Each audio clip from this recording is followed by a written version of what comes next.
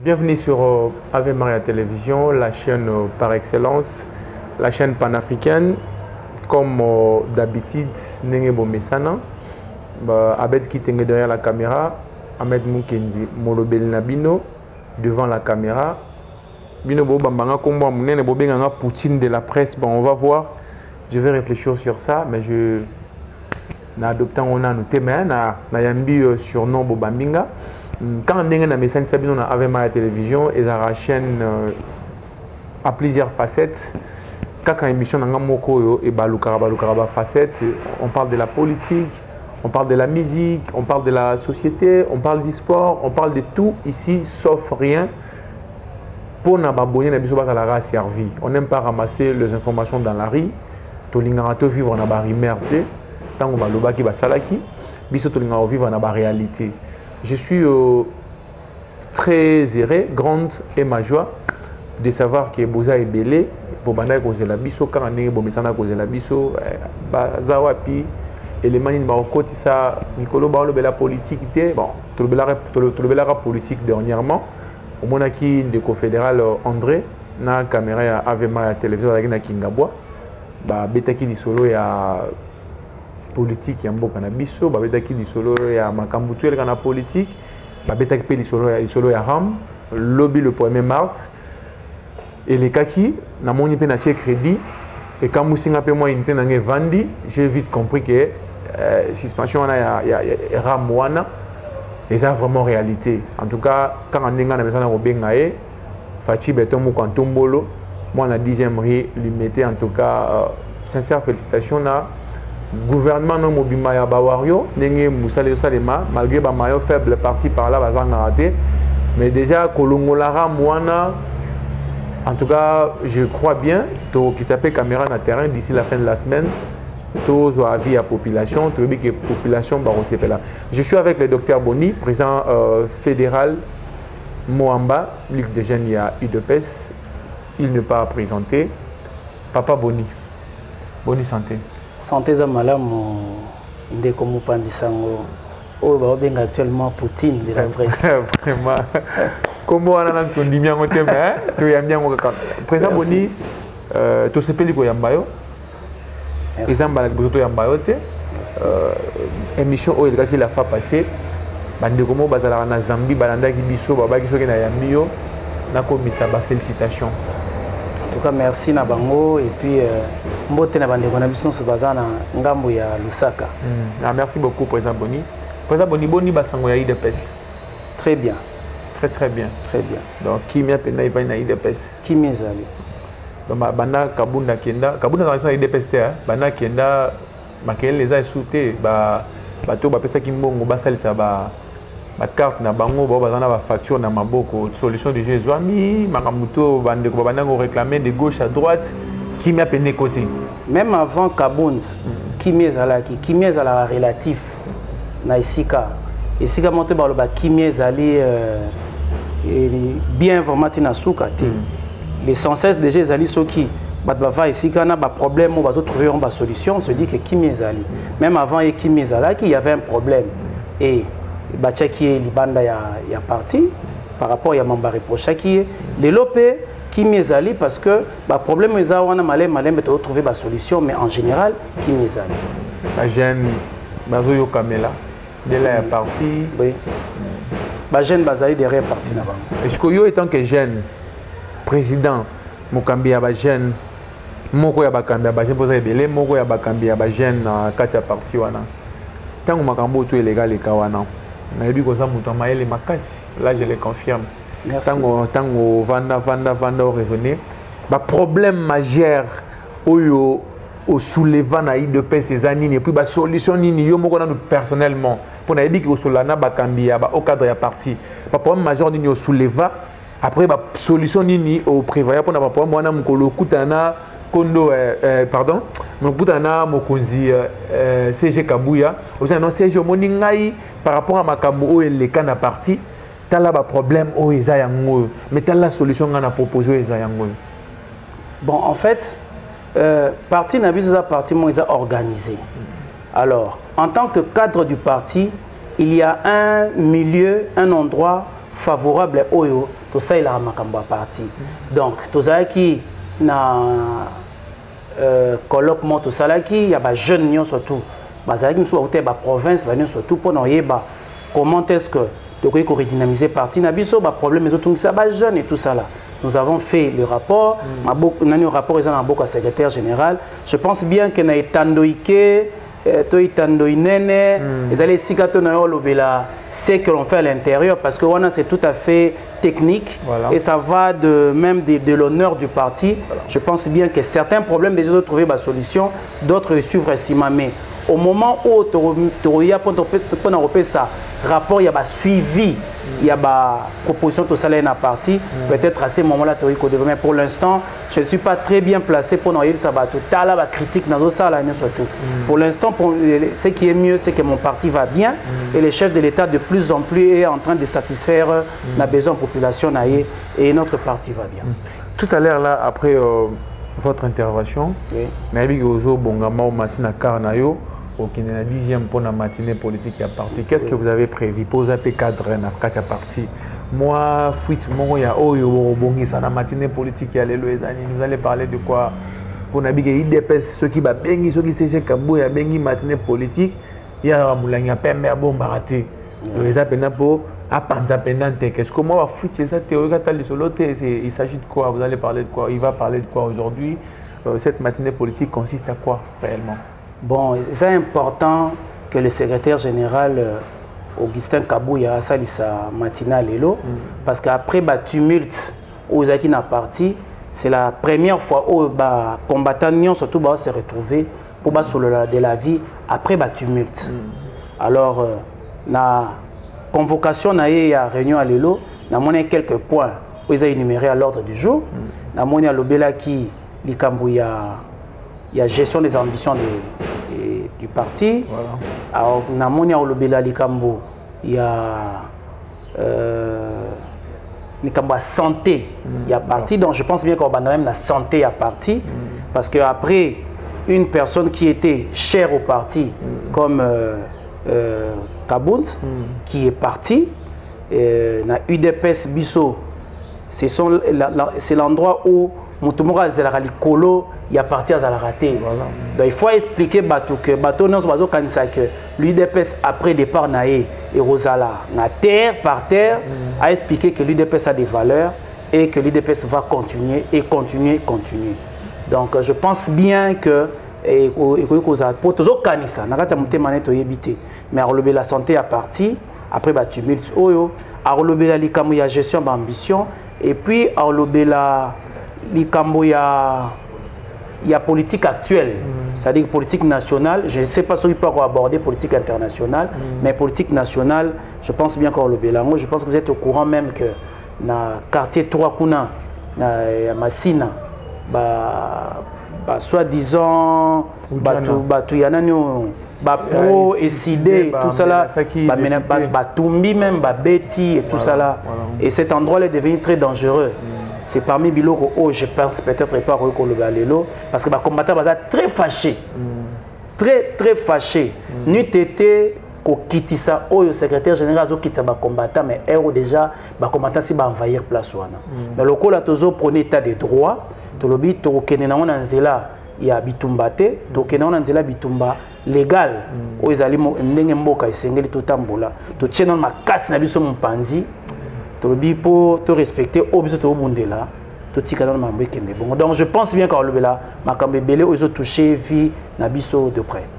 Parlons de makambo wana ya on a linga osala émission na mingi po au pesanga pena matière belé. Rentrons un peu sur le dossier Kabou. On ne va pas s'éterniser là. Le bain, on le moins trop dans les médias, on n'a pas ça. Mais je veux juste savoir, avant ça y est autorisation pour se faire soigner en Grande-Bretagne, on a vu une photo fuitée sur les réseaux sociaux. Je peux même permettre le leak si autant en combo et en moto. On a mon qui a barman la photo, c'était le président Miss. C'est l'un de mes vieux nationaux. On est bien, j'ai aussi son numéro. On a pas à statine à Sali Selfie.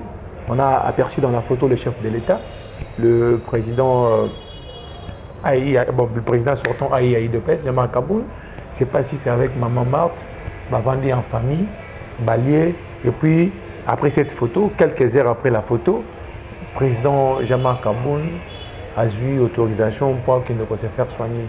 Il fallait seulement cette rencontre avec le chef de l'État pour qu'il y ait autorisation, soit cette photo, et qui n'a occasion de photo. Bon, je pense bien que le président Ami s'est mieux placé, mais biso peut toza bato toza na ici kamoko, nga na yebi que photo est la photo kala. C'est une ancienne photo. À l'époque, le président Ami si na bureau, bureau à la Ligue des Jeunes, batebele bazalaki, compagnie qui président Kabound, na secrétaire général Augustin Kabouya à l'époque, président. Et pas il y a président de la République. Et c'était à l'occasion de côté la famille naïe, maman Nazala qui en est tout. Donc c'était de la famille quoi. Et puis actuellement il y a Bima dans les circonstances où ils allaient. Je ne crois pas que photo les a liés dans ma camona parce que jusque là l'article aux informations il y a rencontre il y a Jean Rouana. Il y a photo à Kala. Mais je pense que bien le président a mis ses places à Zana na Kasa Yukuna Azolanda Biso.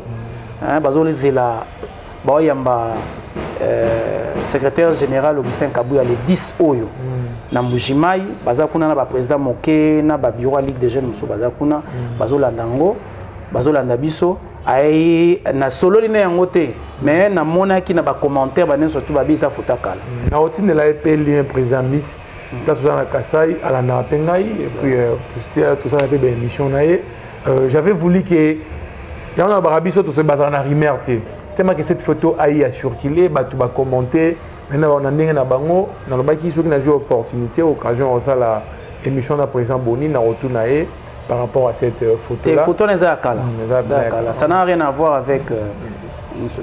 En tout cas, on clôt le dossier Kabound. Enfin. Tomega... On peut misayo. Tomega kobeta lisolo skoya politique ya mboka na biso. Na ndenge ozomona na makambo ezokendele. Est-ce que en 2023 penda tout ça l'élection? Bon, jusque là, la CENI ne s'est pas exprimée dans ce sens-là. Donc jusque-là, tous en ont échéance et que Mbongo Soki, ils ont vraiment déboursé l'élection Salem. Donc jusque-là, la CENI n'a pas montré des inquiétudes Yamakasi. Abi quand même que le temps passe, mais nous sommes encore dans le délai. Facilement, Toroui Kokomati, Kosa l'élection. Les a souhaité na biso nyonso. Réponse na c'est que singa président on est na muta Kabila mo apesinga réponse on se rappelé à l'époque quand on a la élection na bata Kabila soko yambi bango bazaki plus technique na ba réponse na ba on ngelo ko cho betanga siko. Bon en fait le problème est que en tant qu'analyste politique n'a pas quoi affirmer ma ramsouté d'autant plus que je suis pas de la CENI. Mais au moins toujours la Nambaoloba, total abattant éthiquement, tout le monde a peu volonté au chef de l'État pour que l'élection soit salement. Parce que ceux qui ont parti moko là, élection, Namboka Oyo, parti moko, c'est lui de PS. La Mouka te décidé, la pose à pena. Non mais. Quoi il s'appelle fatigue. Excusez dans le Bela vraiment. Dans le Bela vraiment, on va partir, mais je ne pense pas que parti Netiwana, ils ont implanté à 5 provinces. Président populaire. Bon, la popularité, au moins les lots. Les lots. Aujourd'hui, où la moussa était président Kassavou, on m'a mis à Moutaba Congo, il y a Congo central, on m'a mis à Bandung, curiosité à battre. Bon, ça qui va l'endayer. Aujourd'hui, feu président Mobutu, n'engé moko. Feu président Kabila, n'engé moko. Kabila fils, n'engé moko. Vous comprendre? Mais les actions politiques sur terrain, biso bomona ki a mabunda, UDPS nanzela, to bloqué, to saliboy, et puis to longoli. Likambo to saliboy, seni, to telemela babuzo banabango, et monani. So yebisangai, à part biso ne to telemela biloko et salimité, parti nini omoni, ba telemeli loko, peuple pas landi na sima parce que ceux qui osolo ba que aux en popularité soro bimi faut peuple la landate parce que ce peuple la landité ça veut dire quoi président Bonnet aux jalin jaloux ya Madidi ba plein wana sala kana popularité ni osolo kelel plein wapi na balisala wana on a plein beta na lisala on a plein on est un président on a président Bonnet on est il y a plein té Il y a plein de tout na Kinshasa IDPS anniversaire à IDPS Stade des Martyrs plein à craquer plein boza mo pandi sango yebi sanga parti ni lelo ana capacité autonome Stade des Martyrs sauf on a kita na mekano kita ndenge populaire les communs des mortels baloba to komana no wana. Mais Martin Fayulu a parti na Congo, il a ici déjà jusqu'à non. Mais c'est une manière il y a qui ma impopularité na yo parti ne Rosa Congo na ndeni. Il est partout. Yo on a déjà parti mon nakati ya nani okona bi comme na Congo. Partout quelque part même les a ko nier parti na yo comme nos partis nos personnes comme Intel au comme nous ba parti na Congo. En fait tozana ba débat wana te président Boni tozana débat élection yo même nga kuna siko ko na bendi osukuna oso na keno bo kota na mono ndio lingo betanga ba chuki moko boye evanchanga kimana ba na hotel ona za ba oloba nazolo ba mukolo ya débat wana na revendre l'opéra na préparer le na ya bi président IDPS machine politique. Machine politique. Mais bateau balongola Kabila sans lisasi. Kabila zana service à renseignement, Kabila zana armée, Kabila zana nion surtout. Babi Kabila banga pression ya munele banga IDPS. Et là longola Kabila na pouvoir eza munele ne pression na. Nebte lo wana za lukuta solo ba soda américain bazana Gabon. Ba kiti déjà na Gabon ba ya Brazzaville lo wana de Kimsa Kabila. Moni pression ya mundele ezalaka elandaka pression nationale. Ce qui n'a pas pression nationale est pression mondiale est difficile et chama. Vous comprendre? Et donc, mondial il faut comprendre que Oyo et Simba sauté. Président Boniso yo banu sama makolonga na Kabila to la ponga na so ngai na webiso na ninga na mona Kabila longa na pouvoir. Tipo batu nae basaka peme na fati bazo sala. Fati a luka gauche droite. C'est to lo ape bata Mobutu balongwa te bata muzepe alongwa te. Parce que bata Mobutu ba ati. To lo bani basaka Mobutu Kabila zana batu te la plupart batu. Muyibi bani na époque Mobutu c'est esprit ya ko yiba bana ba l'état yiba na me komisa maréchal. Yango esprit ba ina ko la fati beton. Yan to lobby. Sinon te to lo ape Mobutu alongwa na pouvoir te parce que batu ne bazana. Mais tant que batu ne bazali spirituellement ou moralement parlant, esprit Mobutu est régné kaka. Moi je pense que vraiment je ne parle pas Mobutu en tant qu'individu. Mais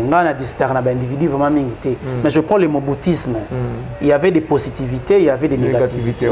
Négativité nangonde mutu et ça là que bisto lutter contre elle. C'était quelqu'un qui prenait l'unité du pays.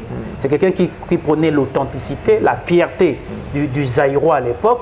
Mais c'est quelqu'un qui voulait rester au pouvoir longtemps, éternellement, et Azaki n'a droit d'en côté.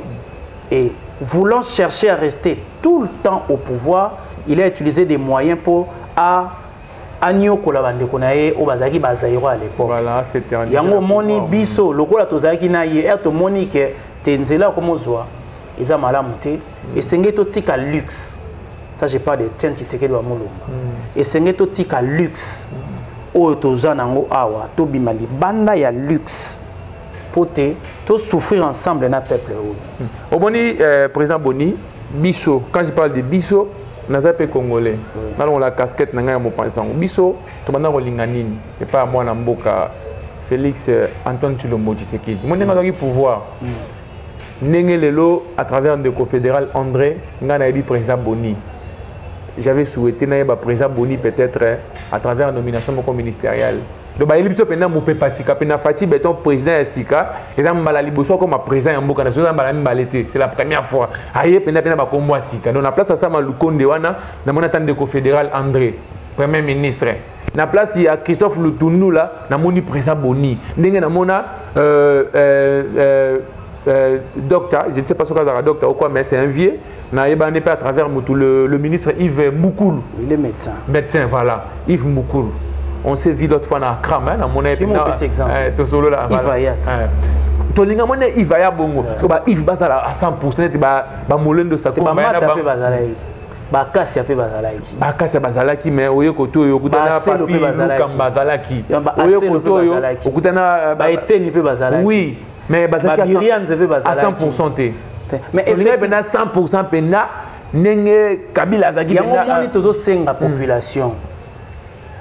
Au moment mboka na biso ezali mboka moko bo oyo mutu akolinga na ye président Félix aki a voté président Félix mais a voté vienne mo ya quartier azalaka na parti moko eza contre président Félix voilà poza vienne ya quartier voilà ne sachant pas que du fait qu'a voté yé mutu wana era oya a combattre oya voté na gauche voilà donc a voté mutu na gauche mutu wana zo combattre mutu a voté na droite voilà ezali kambu ya sensibilisation Lélo, le président Félix, ce que le dit à 100%, moi on sait à 100% d'acquitté.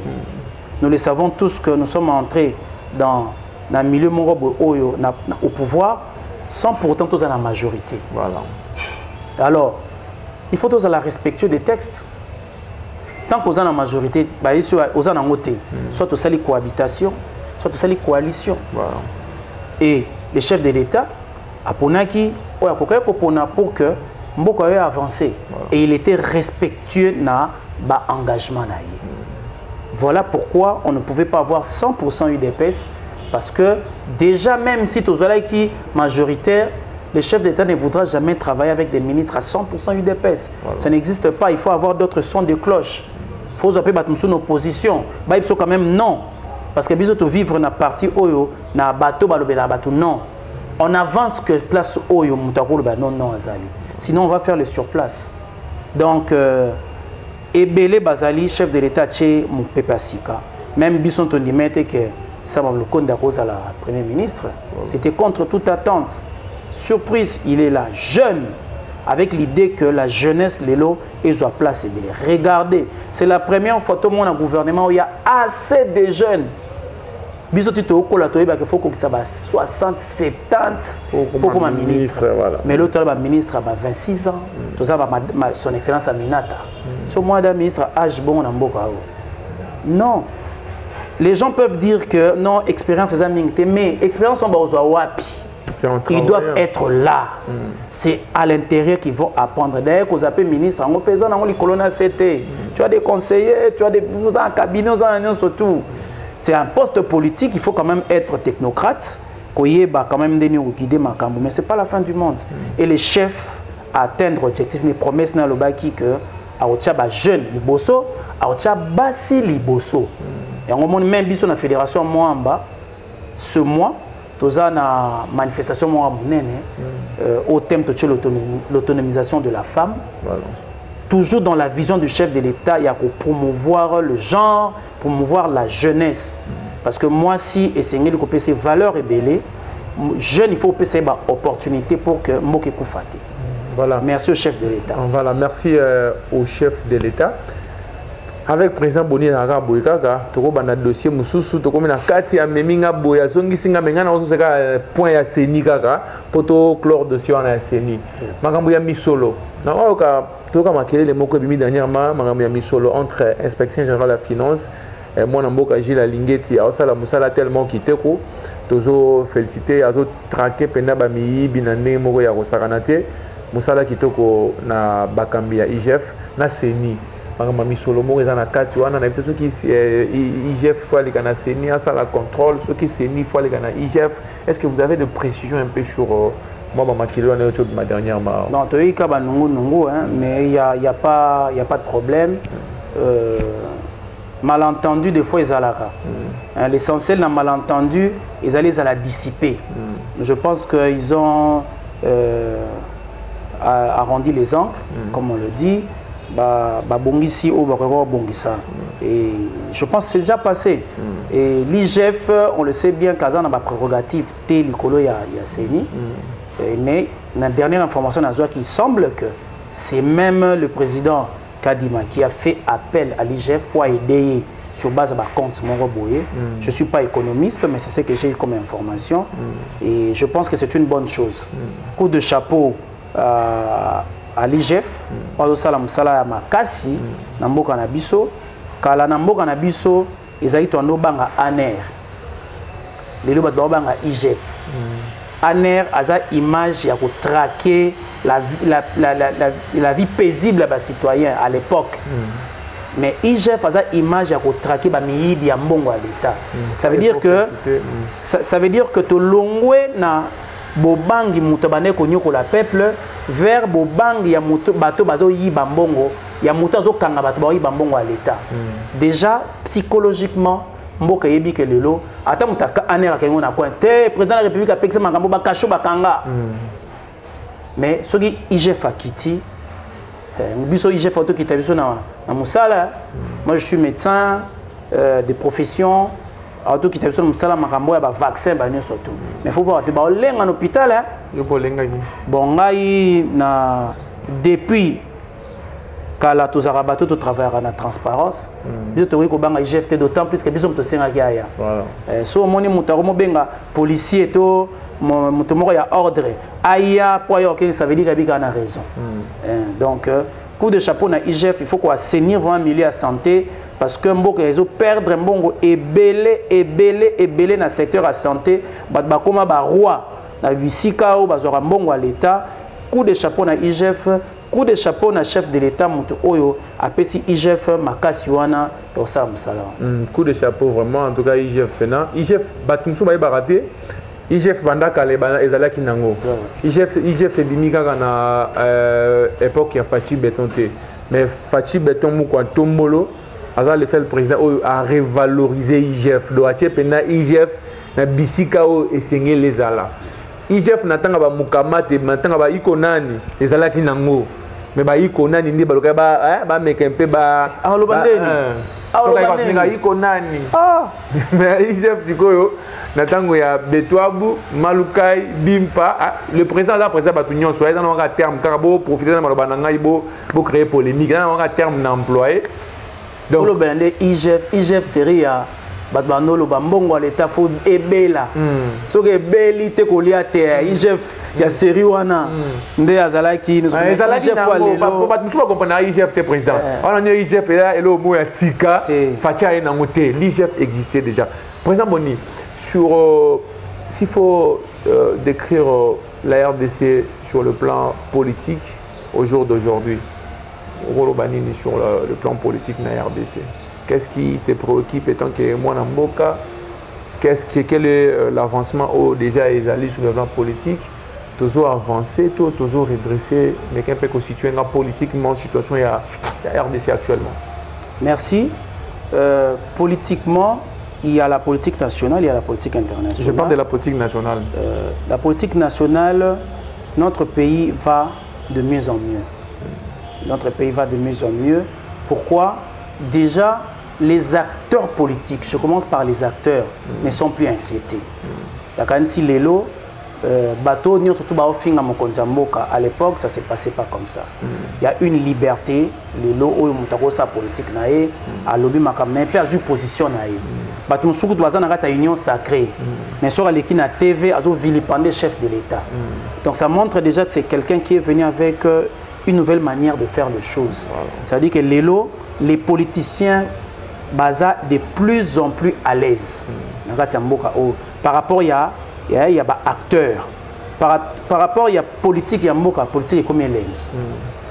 Comme elle est dans sens nini. Au moni kala tozala ki na elo moko ka to bando kanga manango. Kabila abo mabatu. Kabila abo mabatu. Seule chose oyo opposition se vendre nango yango wana. Donc ça veut dire que a piétiner justice. De l'eau la justice et a sous piétiner te yango moni même la politique ya mboka ba ko sala ngo souté. Donner za liboso mona bato ba mouvement nyonso to ezaki ba mouvement ya o ba ndeko ba André et ba ndoke neti na otanga ba kombote ba mouvement kaka oyo ba sala ba za difficulté à fonctionner. Tout le monde a comment battre na sima état de siège. Ote ba bo mabatu na kuna bino bosada te bozonga na politique ya tout le temps. Politique na secteur moroté. Donc la politique actuelle Yambo Kanabiso, je pense que ça s'est amélioré énormément. Du point de vue la sécurité, il y a acteurs politiques. Du point de vue même liberté na bango ya avis. Du point de vue même il y a liberté na bango à penser parce que liberté à penser c'est qui kobata manasima ya kanyaka. Na sima kanyaka. Ngai le banda ko kamusanga ezali babi batuana baza majorité MP bango bazo soutenir mokonzi mboka tel mais il est arrivé chaque fois que donc nano loi moko boy faut les cas faut pas payer bon quelque chose lelo est commis tant loi ezawana et les cas vous avez le devoir de défendre Mokanabino. Donc bah députés bah comme de plus en plus responsables. On ne dit pas qu'ils sont très responsables, il y a beaucoup de choses qu'on peut toujours reprocher Bango, mais à certains points, ils se montrent très responsables. Je prends l'exemple, il y a député même, il y a Est, où comme à tout moment, état de siège, il faut qu'on sabote, ainsi de suite. Mais les lots, qu'est-ce qu'on constate? Il y a cette maturité-là, bah comprendre qu'il faut faire des choses pour le bien, il y a Mboka. Donc, du point de vue politique, si je dois le résumer comme ça, il y a un avancement encore considérable. En vrai, président Boni, au lobby, presque non, soit, au lobby singana ba question, maintenant on les maté, dans un autre cas. La politique internationale. International au quota, to comme kuna, dans un autre aliment. Na lingara yo makasi ndeko nanga sans flatter, au pesa nga ba éducation ça l'émission na yo. Na moni beti état de siège wana. Ba na mboka ba lobby, mbongo mboka ezo be ba pamba. Parce que l'état de siège, na est ya mboka na biso zo apporter l'autre côté. Tongo moyi pourquoi bandeko baza kokufa na est pendant que chef de l'état a tchaki état de siège na est. Est-ce que est-il nécessaire que chef de l'état a senga pas intervention ya ba pays mususu o eza prêt ya ko aider RDC ba traquer ba ennemi o bazonyo ko la peuple Boutumo et pour est parce que presque chaque jour les gens meurent à l'est de notre pays. État de siège et Sungabi sont anime.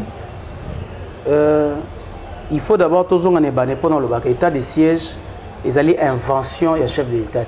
Ils allaient volonté, il y a peuple au Bazaïk au Koufa. Ba député en Ngambwana Basangana qui na cahier de charge na ba pesara mokonzi mboka ba senga ki état de siège. Député za montazo représenté peuple. Donc, ça veut dire que la population ya Ngambwana basenga ina mokonzi mboka état de siège. Lokola za moto ayo kaka asali nini ache état de siège. Alors bato bazo kufa oui.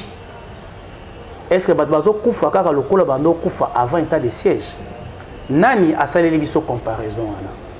Est-ce que bamboka oyo armée na biso lelo baza ensemble na armée ougandaise bazali ko botola? Est-ce que bamboka wana ba peuple na biso bazozonga na kimiate? Libanda ya état de siège, état de siège ezalaki te. Bato bazalaki mieux ko kufa te. Eza ba question oyo ngai na se posaka. Bato babandai ko kufa. Mais lelo il y avait combien de groupes à milices na est? Oza mopandi sango yebi. Lelo etikali combien de groupes ya ba milices?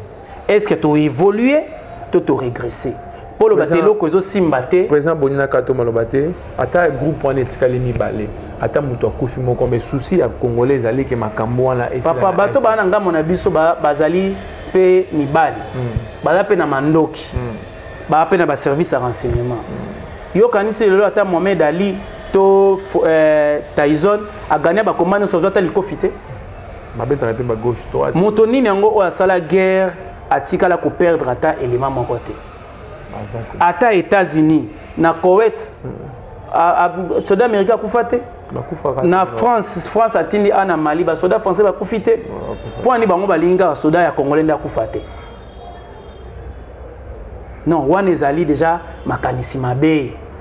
Soki tozalaki na ba plus de 500 groupes, le lot tozana moins de 100 na 3 ans alors que Mboka guerre en Ebani, ça fait plus de 20 ans. Voilà, que la guerre existe à l'est du pays. Ce qui est une comparaison, ni bon.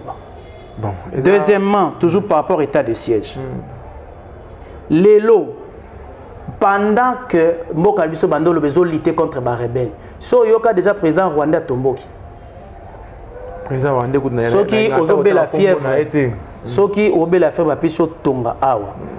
Montomo ota la place Tonga na Tambo, ete ba mona kaka ke Otoki. Omoni makambo oyo armée na biso o azali ko sala na bisika o bitumba ezali so lingo yeba impact nango tala réaction à Rwanda oyoka nini réaction à Rwanda des années président Boni oyoka nini mikolo yo ozolanda président rwandais te naki para makambo na ete est-ce que landi makambo président na biso alobi na sommet o yoto salema awa alobi yango très bien le président de la République alobi yango très bien na oloba in extenso te makambo alobi mais alobi boye alobi ekozala esengo te na mokonzi moko ya ba pays voisins oyo okende liboso ya mboka na ye ezala na sima ya pasi ya mboka moko etokotika te ke pasi na biso et servir na bien ya bato oyo bazo bonisa biso mboka na biso te récupérer base monene ya banguna ya mboka mbala moko réaction esalemi et lokola bato oyo balingaki te ke état de siège esalema po bayeba ke makambo sone e obima ba réaction bandi au état de siège éthique yoka revendication ya ba milice o bakangaki ba négociateur neso bakende kuna ce qui état de siège ezo salé le côté pour une milice o ebio to ko bundisa a osenga to ka état de siège yani document ko boye ayepa na yo albi voisin ba prière ozo sala a ozo tungisa biso pona nini ndoki o azana lupango elandi akoki koya kopekisa oyo ozo sambela awa nga kuna ezo tungisanga c'est que ma prière nous autorise voilà c'est que miyebi biso to sali nini biso to kei to récupérer mboka na biso oza mboka na biso et puis président lobby faut mboka na biso ko tambola toza obligé to vendre ensemble ba voisins bongo na ba limite ba mboka na biso ndenge esalemi pour toujours donc ça veut dire que mokonza mboka otika ta ndambu ya RDC que de libanda te balkanisation boye balkanisation etika la ko salema jamais na mboka na biso avec Fachi Béton mais bato balobaki n'importe quoi o Kagame mta dirija mboka o Kabila mta dirija mboka o mais sikoyo Kagame azolela Kabila lobaka susu te sokona na dirige Kabila lobaka te bandaka la kala lelo ate seulement lobaki o mona ka ba audio te ya lobaka bandaka la ba audio mo etambolaki série ya Union Sacrée awa ba audio mo etambolaka na ba vidéo ya ba réunion alobaki ato lobaka te soki ezwi vraiment koloba président Boni social to c'est la kaka makambo yo bonga to ça bon social ezali résultante ya ba effet ebelé ça veut dire que lokola maman ala manga linga mingi kozala kopesa ba exemple voilà ba illustration voilà ya lokola maman o azolamba tant azana wenzi koloba te ke to loko liate tant azolamba ngo koloba te ke to loko liate entre wenzi na esika rolia espace ezalaka voilà surtout so biloko ngo biloko a fête et vous avez le journée mobile c'est que le chef de l'État est en train de faire c'est ce qui va toucher au social d'ailleurs na kansi lelo bat balobelaka social na sens ya kolia mais le social c'est tout nga na médecin ba médecin ba baxela ba ngoma mbongo ba médecin ba o ba futa marate ba o bando benga ba non primé depuis Fatia na pouvoir chaque trimestre et ko peut ko le quatrième trimestre moko ba futité peut-être un problème mais bazoi futama et puis ba futama na aliment pour liboso ezala ki oyebite critère ni ba omisela mona mutu mo asisa na 2000 mais beaucoup métier na 2018 ou asisa na 2018 azu mbongo ou ya 2018 Fachi asalaki de sorte que ba cristalliser ba liste wana ce qui fait que moto ya kala azwa mbongo o ya sika azela yango comment salema yango moni le kopo ezalaki na ba ministère na budget kuna na fonction publique ba mettre ba nyokwami ba nyokwami ngambo ko nazo bisa o naza a na victime ba escroquerie ba mbongo ebele mais na tigala pe kokota na liste te na auto zaka mbongo ya Facha komina pourquoi mon ngezaki na liste vu ancienneté na ngai rekomi na tango na nga na monika kombo ebimi sans pour autant débourser même 100 fois et loko peso sa malelo mbongo emati ba promesse union surtout gouvernement epesaki na ba minganga que ba accepter autant pour misusu pe zoya par rapport à ndenge batiaki ba chronomètre qui yango voilà ezali koya. Donc ça veut dire que côté wana c'est aussi les sociétés les lots bazar combien salaire enseignant to kutaki na combien les lots combien te kuta ba enseignant ba na retraite ba kenda retraite papa mokolo na nzete azo déjà kenda kaka na tout mais quoi que mbongo wango eza ya ebelete mais mingi na ya âge na ba kufa batika na mbongo wana 3 mois ou 6 mois après famille ne bazwa sociolo mais les lots ba comment ozo yango gratuité de l'enseignement ezali wapi parce que moi nous ngeza ainsi qu'on a gratuité de l'enseignement est effective enseignant oyo ba foutier na noté pour le coup dans la liste ba NU il y a moins de gratuité té on a ba effet connexe ya gratuité gratuité ngola ça que moi na ya koti na classe atanga ya foutité est-ce que ezali to ezate ezali là je confirme ozomona siko enseignant de oyo faut ba fouta lokola to kutaki ba enseignant ebele ça fait des années misu baza ba 15 ans ba fouta makate biso na 3 ans quand même to fout une partie et souci ezali que ba foutama to ke na domaine il y a même il y a sécurité ça fait partie du social voilà. Faut comprendre la sécurité l'élo tout le monde sait que ba service à renseignement ba lobby makambo il y a état de siège ba guerre et tout ça il y a des avancées significatives to ke na domaine ni so to ko kende yo rappelez ngata domaine moko social biso na kini na madama j'ai fufu kaka donc quand j'ai pas dit mais social stabilité lelo bon effectivement to ke na nzela wana nani ngo ayebite valeur akanya makase selelo nani amonité biloko wuti na kanya makase nani amonité que ekolo fufu prix nango ekomi stable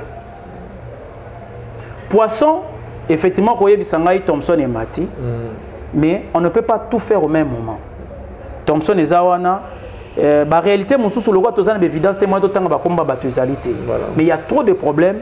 Ministre économie, tout le monde a égal et Kangi. Obi raison Kangi, il y a un donc, il y a des choses qui se font dans le sens que Koli a Congolais et Salima. Et moi, je vous rassure que le mandat de Félix Antoine Tshisekedi, Chilombo, ils allaient mandat où ils ont tourné vers le social. Kolia, ils allaient résultante, il y a un effort et belé. Kalaté, tout le monde a changement, pour déjà monsieur César. Kalaté, tout le monde a changement, on est à souhait. Maman Banzela, Maman Banzela, on a l'obité. Maman Banzela, dans autant que l'oba national, nous surtout ba réhabilité. Ba pont, il y a ba grande envergure au Salemi. Banzela n'a qu'à Kinshasa awa. Banzela mususu to sa to ba auto sisango avant to zo pouvoir mais to komi kaka a on a 2 ans ba et toboki donc au moment que bato yo ba sake lo mo ba di ke a wa lokwa to perdre pouvoir faut to tikela bango lo moko ba ko voilà président TV ezalaka ngonga to komo kende na suka ya lisolo kitoko oyo to bana so ana moko ya bakambi ya UDPS est la partie politique ya munene ya mboka na biso.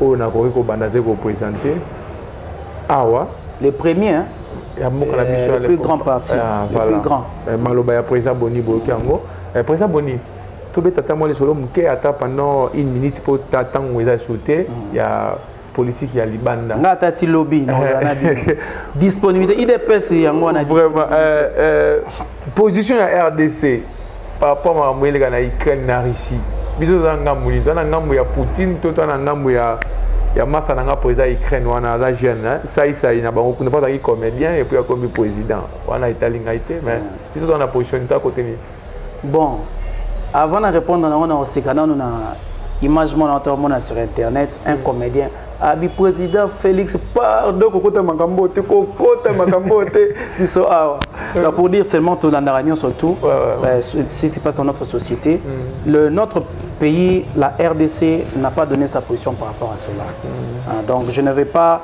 me mettre à la place des porte-parole de la République mais en tant que analyste politique moi je me dis un pays a le droit de se défendre un pays de se défendre. Aujourd'hui, nous sommes dans un milieu où le monde avance très rapidement. La Russie a ses raisons, l'Ukraine a ses raisons. Je pense bien, comme les pays ne sait pas prononcer, mon parti ne sait pas prononcer, ma fédération aussi ne se prononce pas par rapport à cela. Mais du moins, nous regrettons quand même les morts. Nous regrettons quand même les morts. Ce qui est à condamner. Mais du moins, des fois, les morts sont aussi là juste parce qu'on a besoin de défendre les Nabango.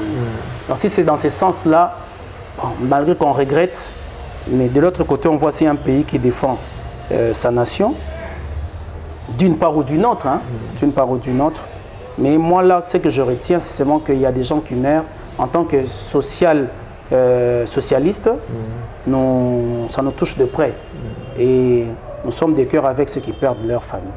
En tout cas, merci au président Boni. En tout cas, nous sommes arrivés à la fin de cet très bel entretien avec le président. Le président, si vous avez un mot de la fin par rapport à l'émission ou un message d'espoir à l'endroit de Bandeko ou Olanda Bisso, la Moukaï des personnes du Congolais en général, le président Boni même dans les médias étrangers, moi message à l'endroit de Bango. Et puis surtout, na ba jeune oyo ba zaro bundela net makambo eleka ki na Tchangwana ba jeune oyo soit disons ya la muka ba agressé député à IDPS, moi message à l'endroit ya jeune parce que za mukambi ya ba jeune et puis aux appels jeunes. Premièrement, je tiens à vous remercier. Merci beaucoup. Pour l'émission oyo à tout moment Tozarana Bino, vous êtes très disponible et nous passons de bons moments de partage. En tout cas, Batouba combattant surtout tous les jeunes et à partir balanda Ave Maria TV, télévision, et puis s'abonner parce que c'est l'endroit où Bisso surtout Toyaka pour tout le Bela Moka et puis tout le Bela Ligue de jeunes Nabisso en général et puis tout le Bela Ligue de jeunes Nabisso, il y a Mon Amba ensemble. Et puis, comme c'est le mois de la femme, je commence par souhaiter un bon mois de la femme, une journée, je pense que ce sera le 8, un bon mois de la femme. Et nous demandons à toutes les femmes de notre pays à l'autonomisation et à la responsabilité. Donc il faut que Bassi Amboka Nabiso va comprendre que Bagaïna et Sika ya monene na kati ya vie ya Mboka Nabiso. De par notre histoire ya Mboka Bassi ba jouer toujours ba rôle moko ya minene. Et puis na mitema na bango ya ba maman, en tout cas ba maman docteur Boni a pesi bino mbote belé et puis a souhaité bino moi malamu oyo vous allez ko fêter. Et topesi mbote na biso na mokonzi ya mboka et topesi makasi à continuer na nzela za nango ayeba que ligue de jeunes ya Mon Amba Mobimba bazali na sima ya ba action na ye et puis bazali na sima ya vision na ye topesi pe longoni na secrétaire général na biso du parti Augustin Kabouya, tu as vu bien que le lot aux adana matinée d'ici là tu as na karaté et puis après le samedi à Ozalana na Mbujima il te sengipe na peuple surtout jeunesse surtout ya Mbujima va réserver accueil mon chaleureux na secrétaire général Augustin Kabouya pour la redynamisation il y a parti na biso na PCP Mbote na bandeko surtout il y a parti il y a ligue de jeunes na ta ligue de jeunes na biso Mon Amba na moni bandeko André Kabange Nakati, namoni les autres présidents, Moni Kabwe, président Chouza, Simone, Marcel, tout le monde, bazakuna na fédéraux tout, sectionnaire surtout, biso surtout pesibino na pesibino surtout Mbote et enfin na pesibino na famille nangai. Je pense bien que bangonde basunganga à tout moment pour que nazala oyo libanda, ils ont besoin nazala toute ma famille, ma femme, mes enfants et mes amis médecins et tout le monde. Donc, si on a ici la tête, et particulièrement un ami Gidiel aussi, Madame Eliane Poto Poto, bon, mbote na biso surtout, biso na Mon Amba tokutani le 19 mars pour la journée autodédiée à la femme, na fédération à Mon Amba, sur l'autonomisation de la femme en RDC. Je vous remercie. Biso peut abonner à Ave Maria Télévision le 19 mars, journée où le président Bonia le bit en direct sur Ave Maria Télévision. Bandeko ya IDPS partout dans le monde, ba encourager biso to ya ka pemeni ya ba cadre ya IDPS. En tout cas cette journée là, avec Kitenge, on va faire vraiment de notre mieux. S'il faut se couper en morceaux, on va se couper en morceaux. De retransmettre journée en direct sur Ave Maria Télévision.